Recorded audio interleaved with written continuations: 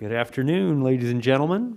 My name is Pete Brown. I'm with the Montana Historical Society, and I work in the Historic Preservation Office. Welcome to the Montana Historical Society. Today we have a pretty exciting presentation for you all. As you can see, we have some music machines. I'll tell you a little bit about our speaker, Bob Maffit. Following his move to Helena in 1986 and temporarily discontinuing his work as a drummer at various venues, Bob Maffit became interested in historic phonographs. When his friend John Williams dropped by his house with a 1920s portable phonograph and a 78 RPM record of Jogie Jorgenson. Thus, Bob began his work in phonograph repair and restoration. And phonograph repair satisfied all of Bob's interests, and he now enjoys sharing all about his phonographs with anyone who is interested. Ladies and gentlemen, welcome Bob Maffit.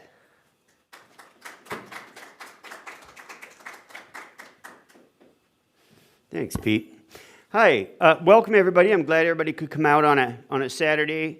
A little snow out there, but it's melting, so that's wonderful. Just a couple of ground rules for me. Being blind, if you have a question, it's fine with me if you just ask. If I don't like the question, I just ignore it. On the other hand, it just helps out, so just feel free to ask. That's a fine format for me. Oftentimes, the topic of phonographs and music and history and in its time and context is pretty broad, so if somebody wants to hear something or talk about something, if I can help out with that, I certainly will. And I have two rules of thumb. Originality is just undetected plagiarism, and if I run out of things to say, I'm not above lying to you. So we'll just keep going. I also sometimes can get disoriented in a room, so if I am facing the other way and not facing you, that's happened to me on occasion. Just feel free to say, hey, Bob, would you turn around? So that's certainly fine. I'm reasonably informal. So starting off to my right, I have a handful of varying phonographs which have certain purposes and reasons I just kind of want to talk about or show or demonstrate. I'll play a couple of them. I won't play them all. They're all playable. And I brought those to show people kind of the outcome of restoration, maybe the type of phonograph that has drawn my attention. But for a minute, I'll just step back. And thanks, Pete, for that note. I've been interested in music all my life. I did everything from play horn in school bands to when I got near the end of high school or early college, got involved in music and rock and roll, and so I've been interested in music for a long time. I started after college in Glasgow. I worked for state government, and then I moved to Kalispell, and as Pete's comment said, I moved to Helena in 1986. Prior to that, I'd been playing drums with multiple bands and very interested in music. However, when I moved to Helena, one of my concerns was my wife and I, Joanne, we have 3 daughters, and at that time, they were of the age I was concerned that they might start thinking, gee, bars are great places because that's where Dad is every weekend. And so, as a result, I stopped and quit playing music, sold most of my equipment. And I also had a history of woodwork. My father was a carpenter, so I spent a lot of time prior to going blind in the workshop tearing things apart and sanding wood, cutting wood, working with table saws and you name it, joiners. So I had an interest in wood and finishing and construction. Plus, I had an interest in history. I'd been a history buff for years, and of course, we all know that with some of the commentaries in media that help promote that in a culture or in varying issues of socioeconomics, technology, etc., music and radio, music first, then radio would promote that and support that. Not unlike today, Facebook, some of the digitized mediums.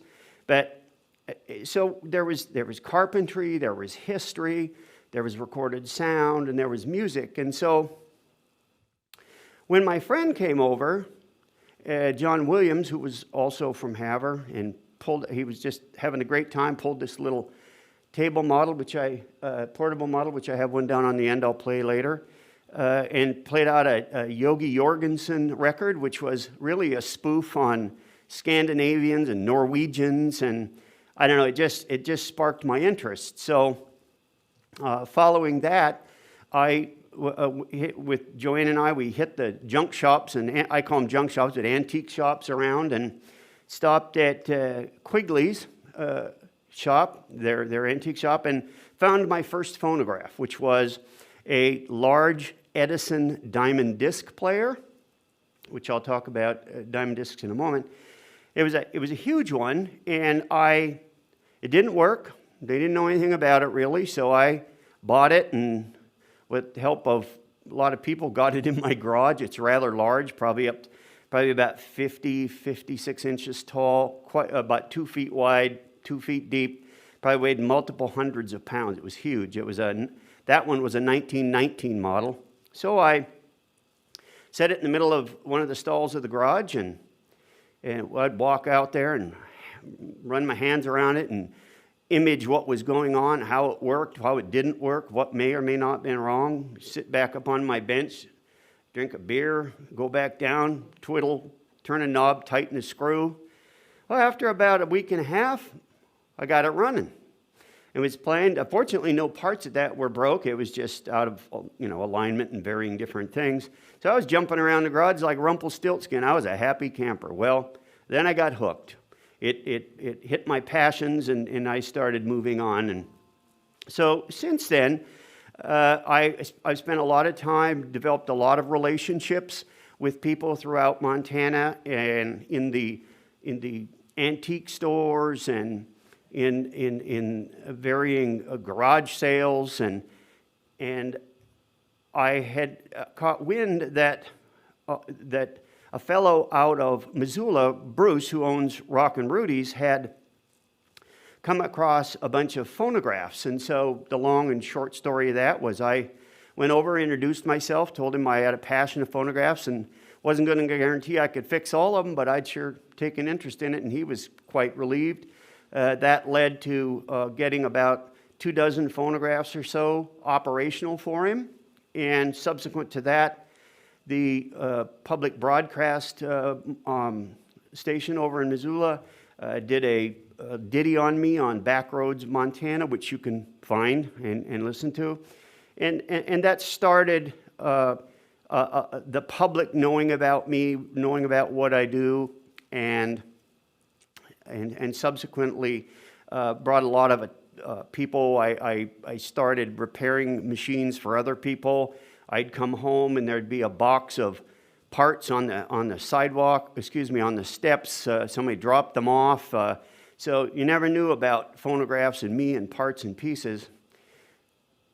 There was another gentleman who I'm grateful for, Jerry Bush, in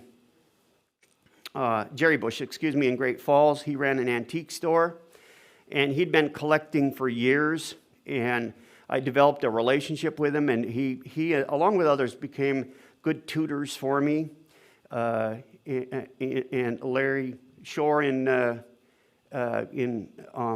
Billings. And so I got a lot of help along the way and got started. So what's this stuff all about? Well, I'm not going to be I'm not the expert. I know a lot about it, but what I thought I would do is share a couple of comments.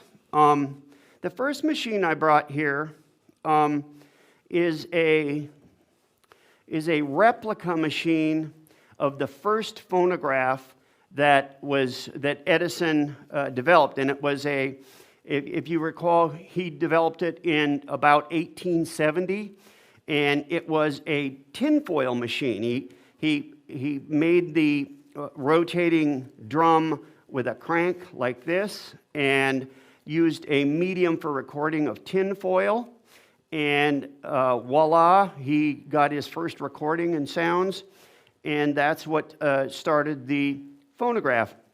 There is some dispute, by the way.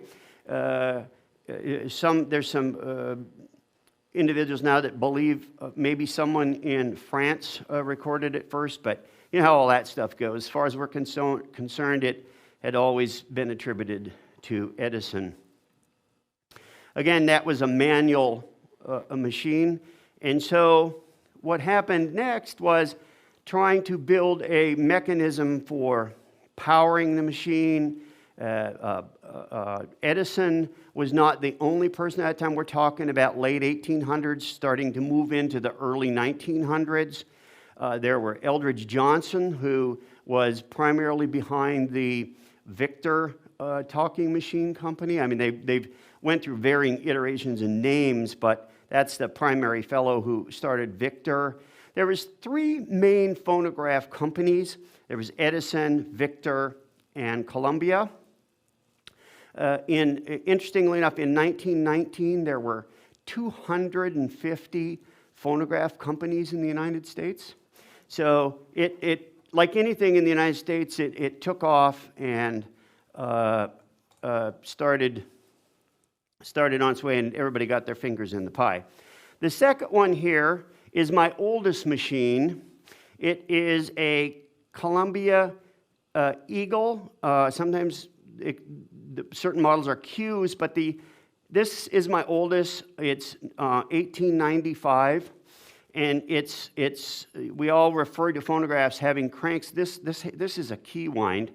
So I'm not going to play it for you, but it works. It has a horn, as you can see, which amplified the sound. If you recall, sound is just moving air. And so certain environmental characteristics, those kind of things will amplify it, etc. So this is a 2-minute machine and is a wax machine. I will jump around, but there's two types of cylinders primarily. There were either wax, which was pretty predominant late 1800s. There were brown mold cylinders, which you don't find very often anymore. If you do, they're generally quite moldy and you can't play them. And then there's Edison gold molded cylinders, which are quite recognizable, and they were wax. And then proceeding on up to about the mid-aughts, that being 1900 to 1910, the phonographs and cylinders started transitioning and changing to not only changing from 2 minutes a song to 4 minutes, but also the medium that you used was 4-minute and plastics, varying plastics. The most common one that we know, and I'll play a couple here in a minute, are amberolas. They're a celluloid. But so the thing to remember is 2-minute cylinders, 4-minute cylinders, and here I go. I'm going to walk around.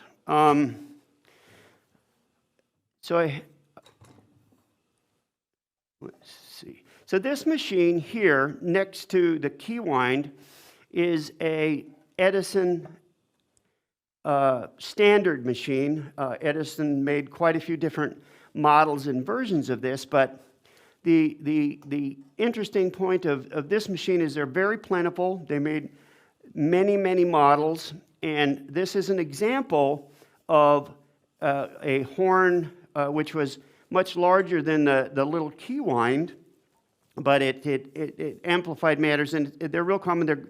I refer to them as workhorses. So they do a very good job. I won't play that, but I will play, I believe, it's the one next to it. Yeah, this is I want to step back. What I didn't bring today was a large Morning Glory horn. I think it's because there probably wasn't room left in my car. But you often see pictures. The trademark image for Victor shows a dog looking in a phonograph which has a Morning Glory horn on it. The Edison horns were very large and trumpeted out into the room, very colorful, you'll see pictures of those. That was still in the acoustic recording era. And so they used horns not only to put on machines to play them, but they also used horns for recording. It's in some of my reading and research, in some of the recording studios they had around the turn of the century and in the aughts, you would, and even in the teens, but you would see big rooms with a horn which could be 30 feet long and huge in diameter, sitting in front of an orchestra, and the orchestra would play, and it would channel that moving air or that sound into the recording studio, etc. So it's kind of interesting, but, oops, yeah, there you go. That's fine. So what happened is in around 1910, well, anywhere from 1908 to 1910, the large trumpeting horns became less aesthetically pleasing, primarily, I think, because they projected out into the room and took up space, and folks probably, thought it took up too much space, so they redesigned them, and they made them in vertical space, like this horn here. This is called a signet horn. So around 1910, you saw innovations and changes starting to take place with signet horns. Remember, you could, all the way up to 1930, you could buy varying models, horn configurations, etc. So just because there was a new innovative type, like, say, this signet, you still could buy morning glory horns that trumpeted out, and the varying old models. So concurrently, when technology took a hold and new things came about, you still could, get the old models and old features too. So right there, I'm going to stop for a second and talk about the recording mediums and how things were changing. What was going on is, and this is my version of how I understand it, but there were cylinders being developed. Edison was primarily a cylinder manufacturer who he thought that was the best way to go about music. And so he insisted on developing cylinders. Well, Eldridge Johnson, who was another phonograph manufacturer for Victor, the other thing that was going on concurrently was disc players were being manufactured, and flat discs, as we all understand them, were being manufactured. And so the phonograph industry, while it was all mechanical and all wind-up machines for that matter, the medium was starting to diversify, which affects things later. I'd said that there's 2- and 4-minute cylinders. I'm going to step back and talk about cylinder content and music content for just a little bit. The one thing I love about it is it really is commentary on history, on what was going on at the time. And for some of us, it's a little bit difficult to think back. What was going on in 1900? What was happening in the aughts and those things? Well, the thing I like about the music is it's a commentary on some of the technology, its impact on people, etc. So I brought a cylinder here by a fella. His marketing name was Uncle Josh, but his name was Cal Stewart. And this is a cylinder I'll play you for a minute that I'll let it speak for itself. And it's a commentary on some new technology of the time. So this song was probably recorded in the early to mid-aughts. So I don't mean to get in the way of the camera, but I'll get it started here and step back.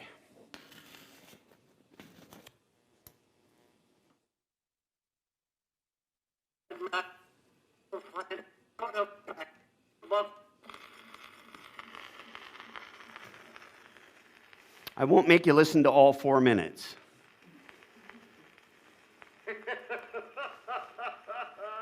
Well, I've done it, yes, sir. Nancy nagged at me till I bought an automobile. Nancy said the Willets had one and the Weaver and here we was riding around in a buckboard behind a bone-spabbing horse what had spring halt and was blind on the off side. Well, I didn't hanker for that gasoline wagon, but in order to keep peace in the family, I sold 4 head of cattle, my oats and corn, 20 hogs, 10 ton of hay, and put a mortgage on the farm and bought an automobile. I picked it out of a mail order catalog and had the Farmers National Bank of Funkin' Center send them the money. While in about a week it come to freight, and we got it unloaded, and Jim Lawson hauled it up to our front yard, and I think all Funkin' Center turned out to see it. And Nancy ain't been as tickled over anything since her crazy quilt took a prize at the county fair as she was over that joy wagon. Well, that gives you a little bit of commentary on automobiles, the development of automobiles. I'm going to wind this up again, and I'll just play a little sample of a couple others. As I'd said earlier, I have a real interest in history, and so not only the commentary on the automobile, there was a lot of other content going on. For example, if I remember things properly, this is a commentary on some of the first medical. We'll see if I'm right.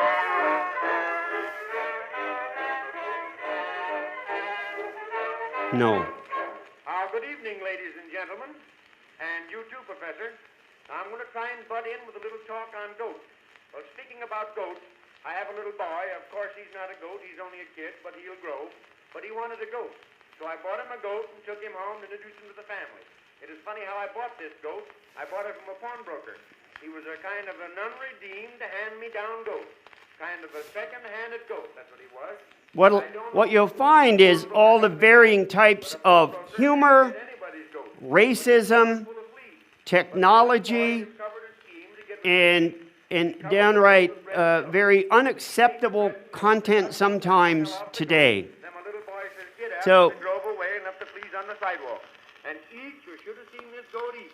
He'd eat any old thing. So again, a lot of agricultural type content. Sorry, there was a great one here that I wanted to find. I'll put it on here and see. I'm looking for the mustard plaster.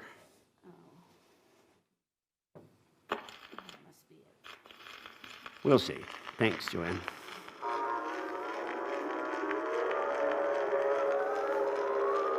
Oh no, this is commemorating Lindbergh.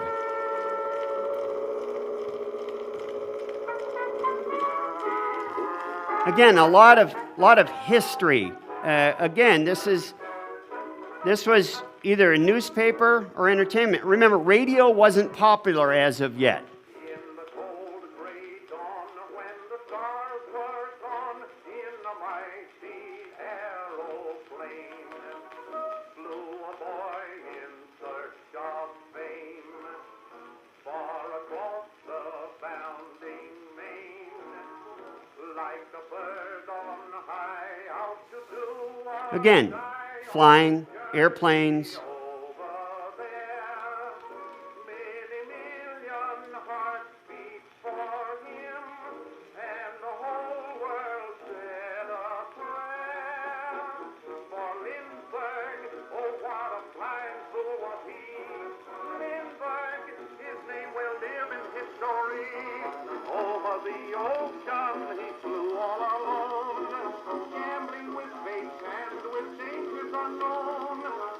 Well, there you go. And I'll try the other one. This is like potpourri here. I'm seeing what I come up with. Well, we'll just see what this one is. Thanks. Yeah.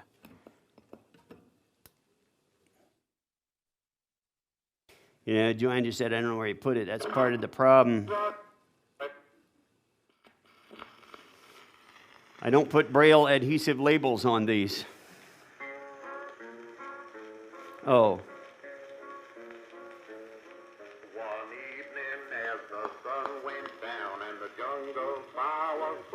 Hobos. Down the track came a hobo a-hiking, and he said, boys, I'm not turning.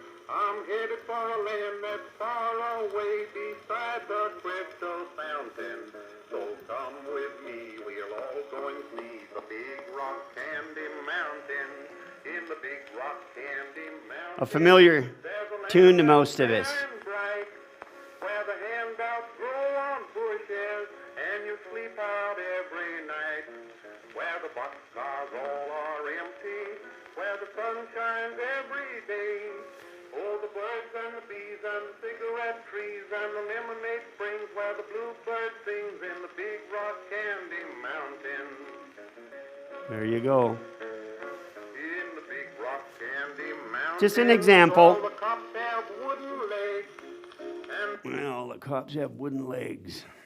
Well, the one I was trying to find here, and I might get it a little bit later here, it has to do with, it might be on the left over there, John. But if you know, really good sound, high quality sound. These are blue amarolas made out of celluloid. They're my favorite. They're quite durable. I just have to play. Oh yeah, they break. This will be my last cylinder here. I'll play for you, but I just get a kick out of the commentary of the times and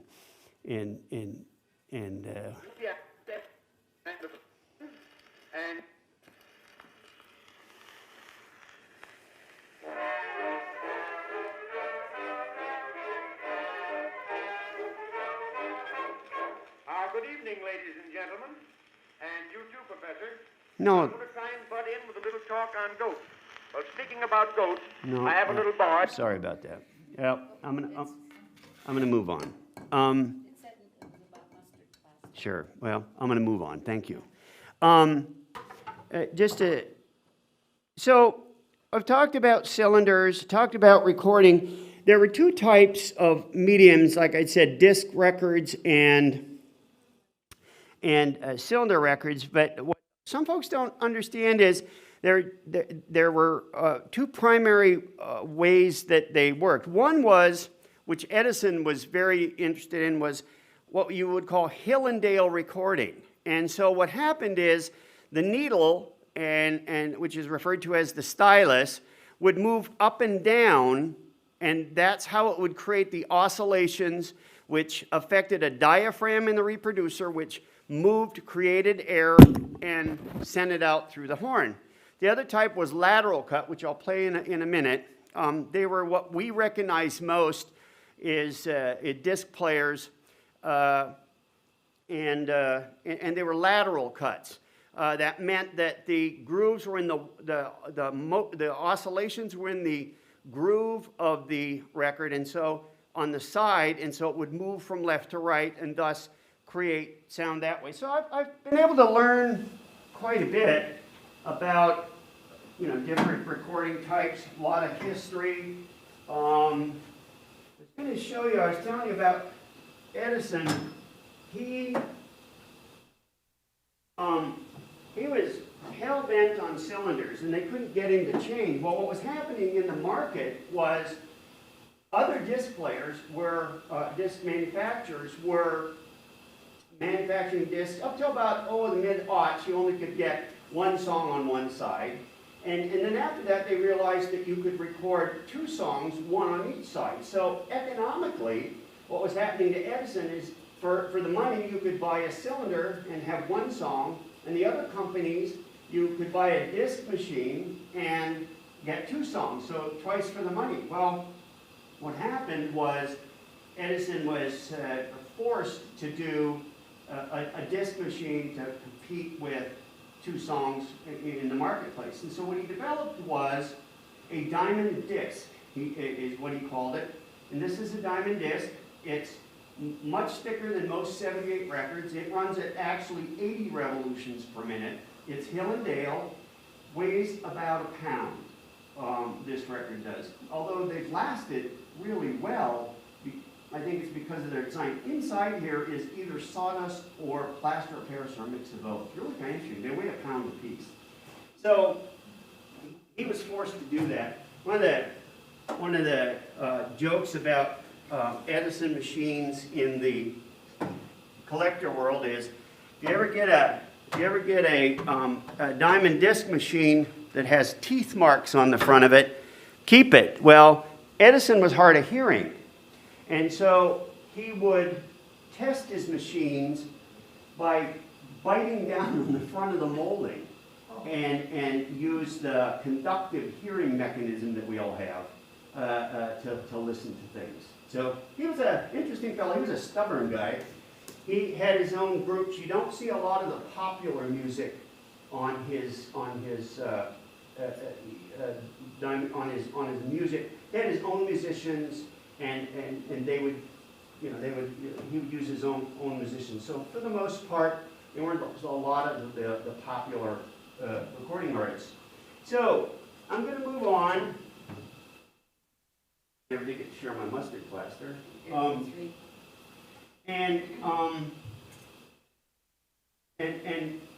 Just another little machine I think I'll touch on right here is for children at the same time. Now, business and never leaves anybody uninfluenced. So this machine here was a child's model, and it was, I believe maybe not, it was made in Germany. It's relatively rare.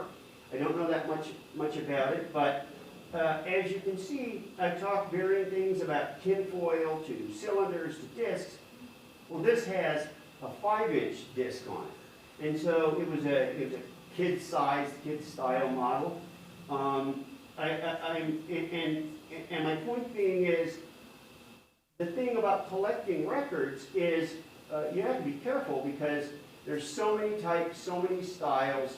But a rule of thumb about records is this: the smaller the record and or the larger the hole in the center, the rarer and or more potential in terms of value. So these small records, which are called little wonders, I think I quit making them in the early 20s. And you can find records that are 5-inch in diameter, and you can find records that have holes in them. They might be 10-inch, which is mostly what I have here because that was the popular record size. They'll have holes the size of a snooze can. So it's really kind of interesting. And that was all about proprietary phonograph manufacturing. Proprietary manufacturing of phonographs. And there are different brands and models ranging from, they give you the phonograph, like, for example, there was a brand called Busy Bee. They would give you a phonograph, and then you had to buy their records, and they were designed so that they either had goofy-sized holes, other kind of characteristics of the record. So the only records you could play on your machine were their records. So it was a whole proprietary kind of thing. Again, phonographs that had large holes. So, although a lot of folks in the old rural areas that were innovative would just make a little wood adapter and they could play everybody's. But so what happened then is, moving on, I want to play you a very average, run-of-the-mill, lateral cut disc phonograph. The important thing about this to remember is this still is a machine that has an outside horn. I'll point out in a minute that in the mid-aughts, and I believe it was 1908, that they changed horns from being outside and designed them to be inside, like the machine next to me over there. That's where the word Ola come from. Most people call phonographs Olam. They're always called Victrolas. That was actually a brand of machine. That was a Victor machine that started designing them internally, and they were called Victrolas. So anytime you see La, for the most part, it means that the horn is in the inside. So what I'll do is, this is a wonderful machine. It's a Victor 3. I'll play it for you. It has wonderful sound. I'll wind it up just a little bit here, guys. And I believe what I have on here is a jazz record. And remember, the other thing that was going on at the time was a migration from the south to the north of blacks. and they were going, a lot of them were going north, ending up in Chicago. And we all know from our history that whole migration, but this is an example of a Chicago-style jazz. The guy's name is Muggsy Spanier, one of my favorite. And this record is called Dippermouth Blues. I'm sure you guys have heard that term before, maybe. Anyway, I'll play a little bit. I won't play it all.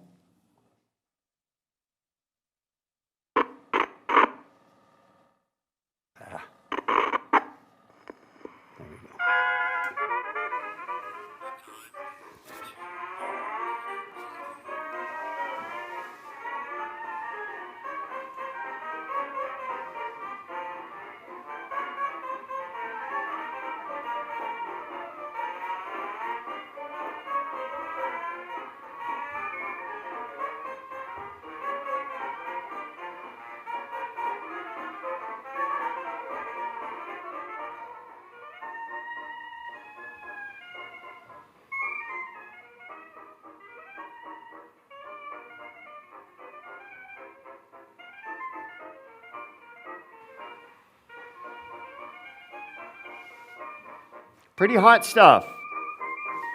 Pretty hot stuff. So again, you saw a lot of types of music starting. You know, Louisiana. From my understanding, the first jazz record that was ever recorded, and I think it was 1917 by the Dixieland Jazz Orchestra. I have that record, and I didn't bring it today, but that's an example of an external horn model, etc. So then what happened next is, I was talking about the design of phonographs and that they started manufacturing them so that the horns were in the inside. Well, this is an example. This is a Columbia Graffinola, and it has the horn inside. Anybody who may have seen the broadcast on Backroads, know I'm a Fats Waller buff. And so what I brought was a Fats Waller record, just to play a little bit for you, and of Ain't Misbehavin'. So let's see how much I have it wound up, and then I'll show you something really interesting.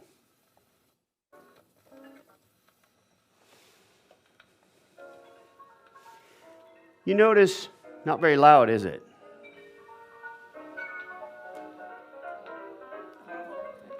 Volume control. You all remember phonographs that had the little doors on the front?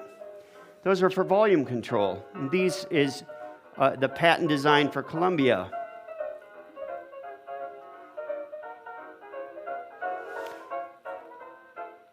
Interesting about Fats Waller and Ain't Misbehavin', he went and recorded this one night right after he got out of jail because he hadn't been paying his support payments to his wife. And so he did some time in jail, got out of jail, and decided he'd make some money on his most recent excursion and wanted to make sure that the public and law enforcement knew he wasn't misbehaving. He's just sitting at home and listened to the radio on the shelf. That was 1929, if I remember correctly.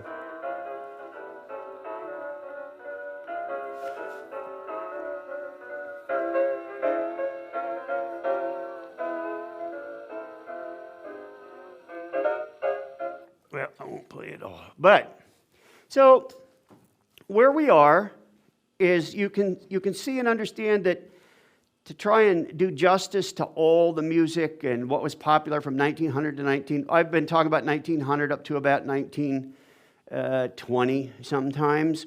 My interests are primarily from beginning, but up till about 1940. I'm very interested in that history and time period, and so that's kind of what I talk about. But what's interesting is you can see there's so much going on that in records that you can't be an expert on at all. You can only let your passions grow, and as well as the history that it is a commentary on, the technology development. Now, what I haven't touched on is these are all mechanical machines.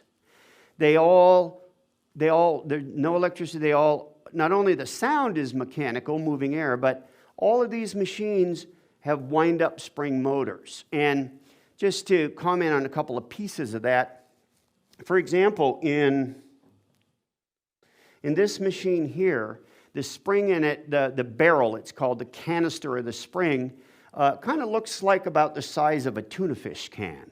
And in that can is a spring that is about 1 inch wide and about 17 feet long. And so that's all wound up in that little canister. And that's, when it's wound up in the canister, that's before it gets wound up with a crank to tighten it up as a spring to then drive the whole mechanism. So it's kind of interesting. I learned the hard way on fixing them sometimes, and anywhere from finally learning that you pull the spring out in a cardboard box so it can unravel in the box and not fly around your garage. When you fix the ends that are broke, you have to use a blowtorch, or you have to heat them up red hot. In my family, that's not really well received for a blind guy running around his garage with a propane torch, but I get her done. So, any questions at this point? We are at 2:12, probably about 15, 20 minutes left. I want to go on, but no comments. That means I'm doing a wonderful, thorough job. Can I ask a question? Oh, gosh. Now my whole ego is affected. No, go ahead. Bob, if you could repeat the question just so viewers can... Yes. You have a microphone, the audience doesn't, so... And my microphone's on, yeah. You know, when you wind that spring up, Yes? when you play it, how does it not go too fast? Wonderful question. There's a thing here, let me see. There's a mechanism that they had to develop. Yeah, here, I'll show it to you. There's a mechanism on here. Oh, the question was, when you wind that spring up, what prevents it, what keeps it in pace? Why doesn't it just unravel? And here is why. You can, I think you can see. You can see this here. What this is this is a governor, and it's meshed up with the gears and the springs, and so when that turns, it turns this shaft, and you see these balls on here. They're on spring steel, and so as they rotate, they flare out, and it moves a little flywheel in, which runs up against a piece of metal that looks like a horseshoe with leather on it, and it slows the little wheel down, and then all that fancy mechanism, you adjust the speed and control it from getting out of control. It's called a governor. Good question. Oh, yeah.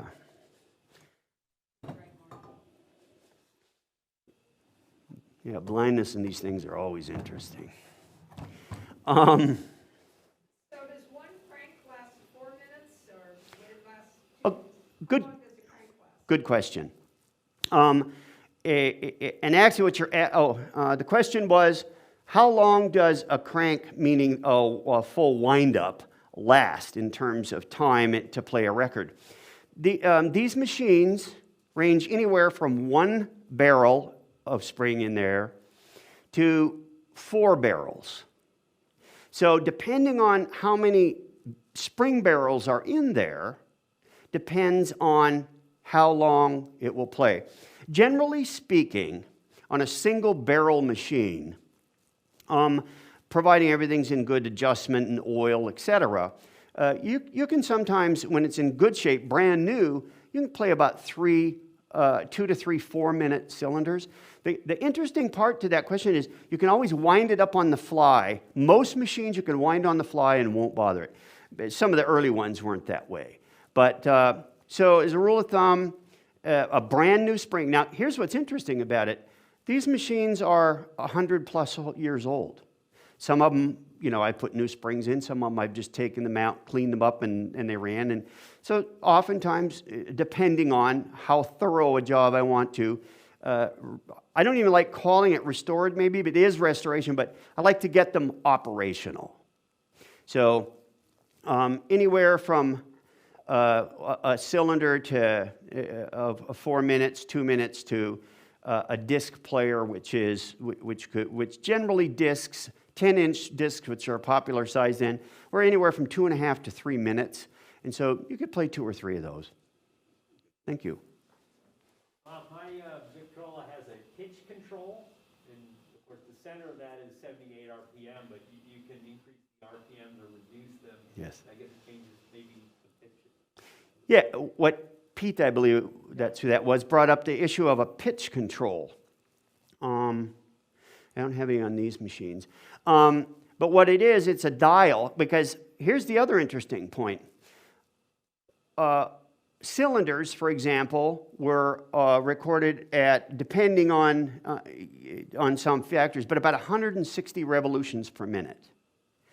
And 78's rule of thumb, 78 revolutions per minute. An Edison diamond disc that I showed you a little while ago, 80 revolutions per minute. But in the recording process, sometimes that varied. And so just because you time your machine and you know that your machine is going 80 revolutions per minute, which they make anything from picture strobes that you can put on your turntable and run it and get the right speed, or if you're cheap like me, you take a little piece of paper and put it under the record, let it run and count it and know that it's about 13 times every 6 seconds or 10 seconds, something like that. No, I got that wrong. Anyway, you time it yourself. But if a record was recorded at 80 revolutions per minute, if your machine's set on 70, it's going to drag, going to sound slow. Although there are people who are critical of the music on these things and say it all sounds the same. Anyway, you take the pitch control and turn it either to speed it up or slow it down so that you can get the right playing tone from a record. Thank you for the pitch control question. Yeah. I'm wondering also if say you were playing along with your piano at home, the piano might be tuned slightly differently to how the piano or instruments in the song bring the record into tune with your piano. Correct. You could work it in reverse to adjust yourself to tone. Although I'd never been in that situation. My player piano doesn't work well. So anyway, and that's, I don't think, a project I'm going to tackle. So. Bob, I have a question. Do you have any particular favorite model or ones that you'd like to restore? No, that's what I like Edison. I love Edison machines. Edison made machines, in my opinion, to last forever. They are so durable. They're designed so well. I love working on them. The ones my friend, I have a friend who helps with phonograph restoration. Sometimes we team up on machines. We've become good friends. He sought me out about 10 years ago, and we've become wonderful friends. He's associated with that plexiglass one down there I'll talk about in a minute. But I'm sorry? The one on the end. Yeah, the one on the end. Columbia machines drive me wacko. They're the most aesthetic machines. People like them because they're both a lot of fancy wood and interesting design and ornament. But my opinion, I don't like working on them. I find them very difficult. So oftentimes I'll beg, borrow, and plead with my friend Gail Voisin and Victor just to do the work on them for me. But I've done them all. But that's not my favorite. Thank you for asking. And again, the question was, do I have any models or preferences about what I do and don't like to work on? I have amazing stories about working on machines, and I guess I call them the humorous avocational hobby perils. But dropping little screws on my bench and it rolls off onto the floor. I have all these techniques now where I do everything like that in a little tray, a little metal tray, put all my screws on magnets. It's taken a long time to learn, but I got it down pretty good. So, thanks. I had to figure out where I am, guys. Just the three? Yep. Okay, thanks. That's the Columbia. So what I want to talk about next is, you've heard me talking about phonographs from the aughts, and meaning 1900 to 10, and in the teens, and really wind-up machines were most popular from about 1900 to 1930. I have a lot of machines at home that are big floor models, beautiful machines. A lot of those, as I think Pete talked about earlier, he has a floor model, Victor, at home.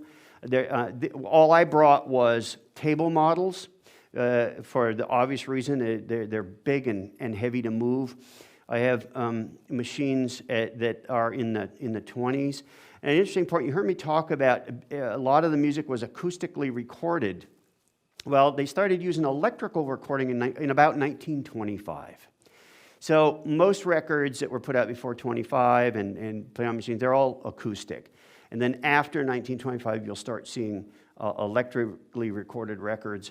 Interesting timeline, too, is 1910 was the year that had the most pianos sold. If you think about it, in America, I talk a lot about rural America, but what you had were family musicians, parlors, pianos, barn dances. They created their own music, and so for the first 20 years or so, it was what you created, or if you bought a phonograph. Interesting thing about that being rural is Edison teamed up with a lot of agricultural suppliers, whether it be cream separators or different kind of products on the farm. So out west, you find a lot more Edisons than you do Victors, Columbias, or many of the other models, primarily because they got distributed that way into western, the western rural areas. And so, there was primarily that was entertainment. Well, if my memory serves me right, 1923, Columbia Music Company almost went out of business because of the radio. Think about that. What would happen prior to, let's say, 1923, is you would get your music either from community events, people who were musicians in your family or yourself. You would maybe subscribe and get a record or two a month, and when it would come, you'd have a new record, whether that be a single,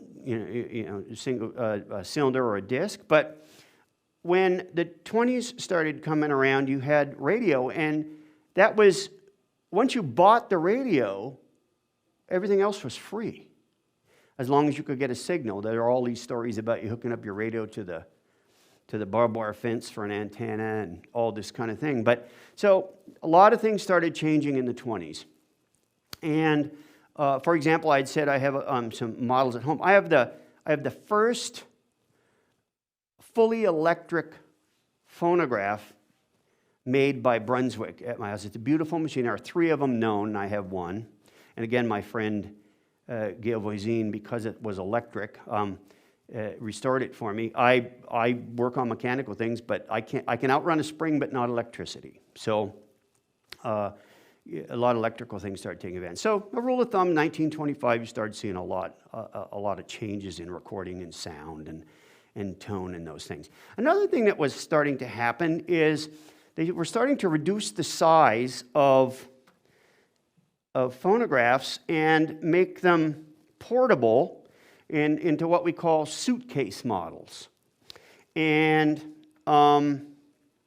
And so you started seeing a lot of suitcase models, of which this is one. This is a real unique one. I have a bunch of the standard looking ones, but this is a Waters Conley.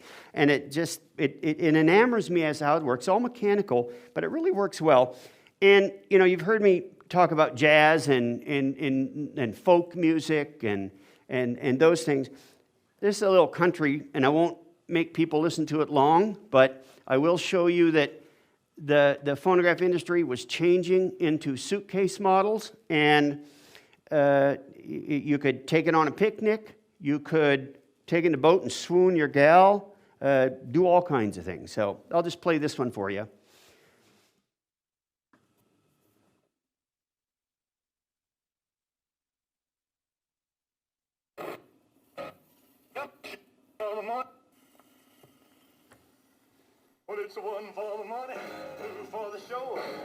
Oh, that's not 1920s.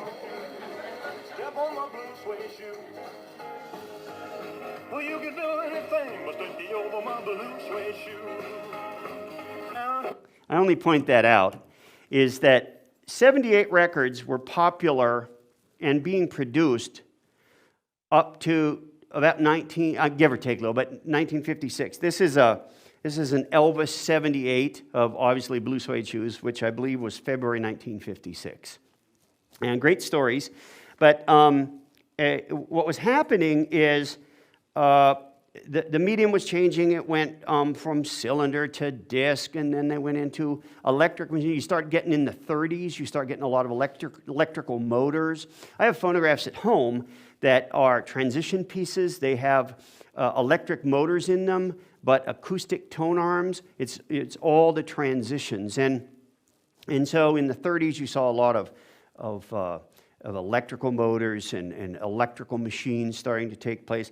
And the 45 record, and that started changing from shellac into vinyl. And then the 45 records, which maybe some of you remember, came out in 1947, was the first one. And so what you saw was a merging, again, not of technology changing and affecting the recording market. And so you had 45 records being started produced in 1947. You still had 78s being produced. You had 33 revolution per minute records starting to take place. So it's not uncommon. I'll run across 10-inch records that are electrically recorded and vinyl and not conducive to using a very sharp needle. And so I have to be careful. But it was all changing in the late 40s to early 50s, where in this case, the Elvis records were being recorded not only on 45, but on 78 as well. I just love it. The great story I had was, Joan and I were up in Canada. We used to go to this one town that was full of antique stores, et cetera, and we walked in and Joanne gasped, and she goes, "Bob, you're not going to believe this." She said, "There's about a dozen Elvis 78 records hanging on the wall on nails about 10 feet up." And so I decided one of my goals in life is I had to save them. So the net result is I negotiated and ended up, I think I bought a dozen Elvis Presley 78s, which I cherish greatly. And you just heard one, yeah. So, but a lot of things are going on, a lot of changes. So varying kinds of machines, you name it. So I talked a little bit about innovation. I talked about records changing, mediums, etc. This is a product of my imagination and my support from my friend Gail Voisin and Victor. This is a machine. Originally, it was a Edison Ambarola 30. It's a cylinder player, but at the time it was made in roughly 1915, it was all wood. They made 3 models at that time. It was a 30, a 50, and a 75. And interestingly enough, that represented the price of the machine. $30 doesn't seem like a lot today, but try it in 1915. But this was an inexpensive one. Of course, it was all wood. The flat surfaces were all wood, and it was veneer. And then these 3 pieces here were all solid wood because they were machined into shapes. And so when you found these often anymore, they're totally dilapidated. And so about 15, 20 years ago, I think that's right. Don't you think, Joanne? Yeah. I decided I'm gonna create something kind of cool in my mind. And I wanted to transition from the phonograph market to the art market.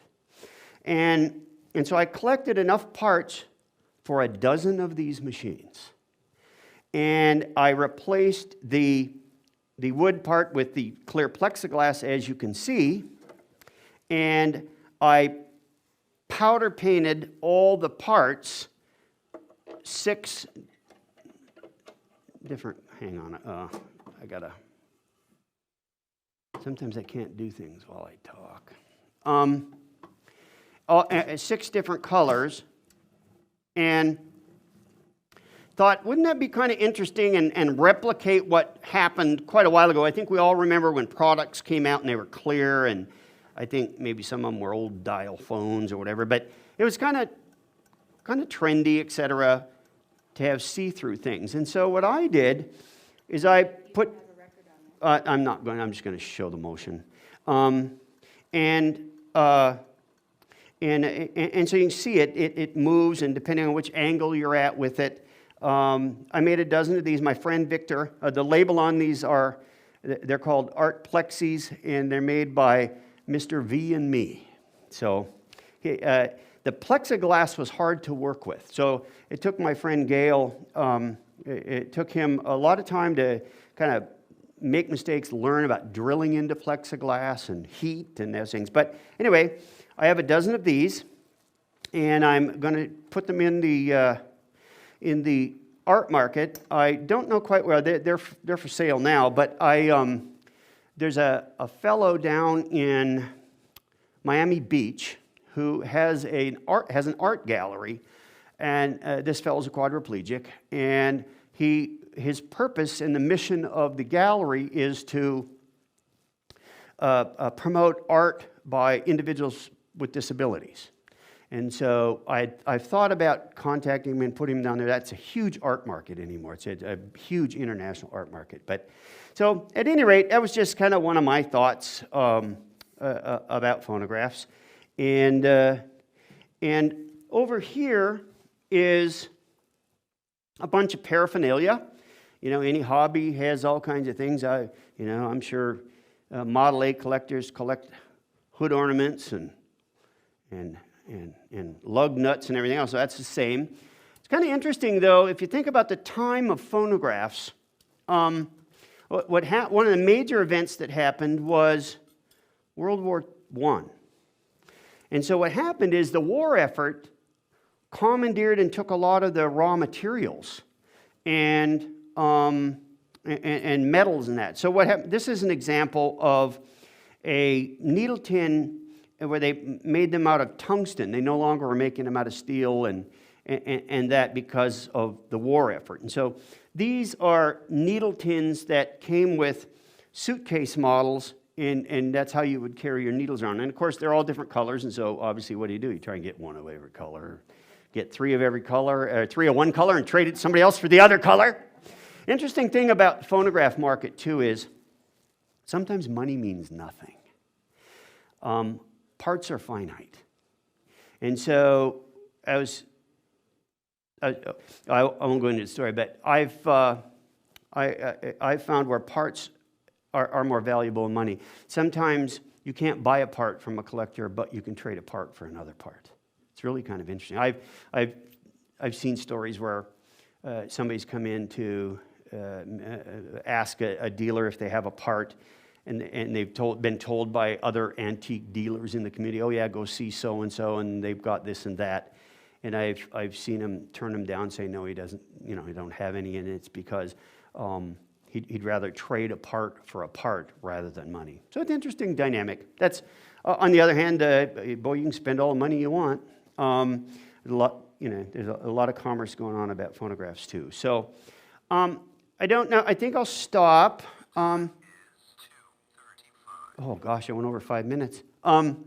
No, Ingle, stop. Is there any more questions, any curiosity?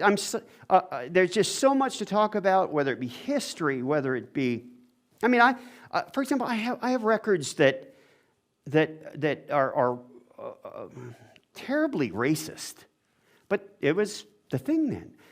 Presidential speeches. I have a record around here. It's a record of Roosevelt, but in the aughts. Thank you, Joanne. She mentioned president cylinders.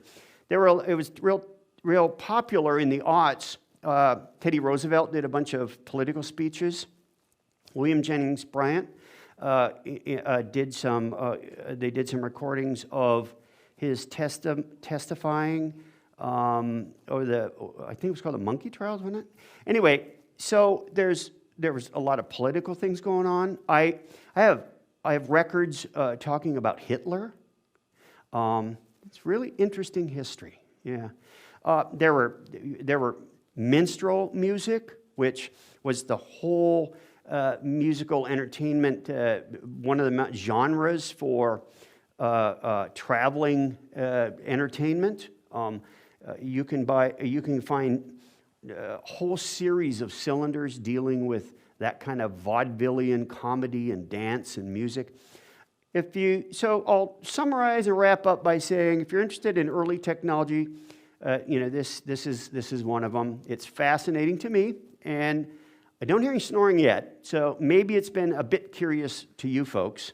Fortunately, those in the digital world out there, I don't hear you snoring, but the other thing is history. You can learn a lot.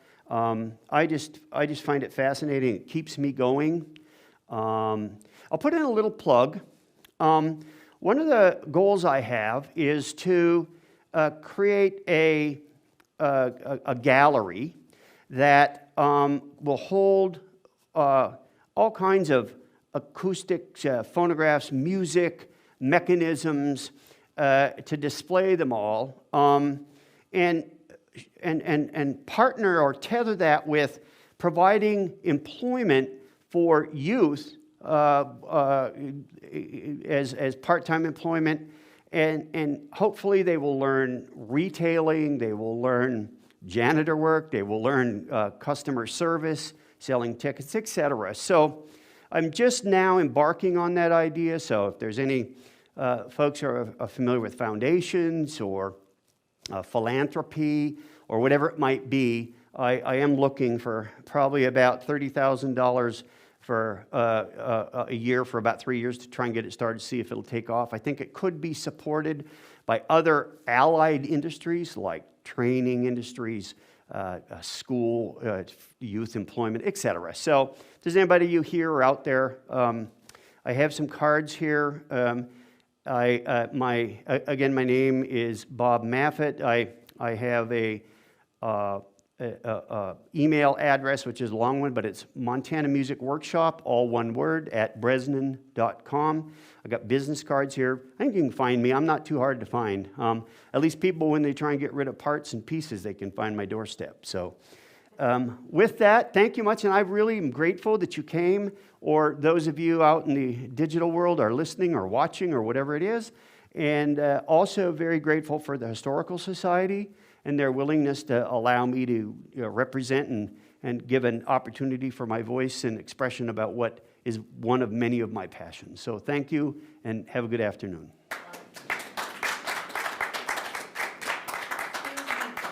Excuse me, Bob. Yes. May I ask a question concerning your wind-up mechanisms? Yes. Have you ever overwound it? Yes. And how do you correct it?